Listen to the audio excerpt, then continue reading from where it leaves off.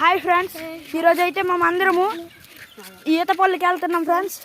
Last వరకు చూడండి, video చాలా ఇంట్రెస్టింగ్గా ఉంటుంది. ఇదిగోండి మా వాళ్ళతో కలిసి వెళ్తున్నాం. అయితే లాస్ట్ వరకు చూడండి ఫ్రెండ్స్. మేమైతే మా చెరువు గట్టు మీద ఉంటాయి ఫ్రెండ్స్ పళ్ళు. అయితే వెళ్తున్నాం ఇప్పుడు దాని దగ్గరికి.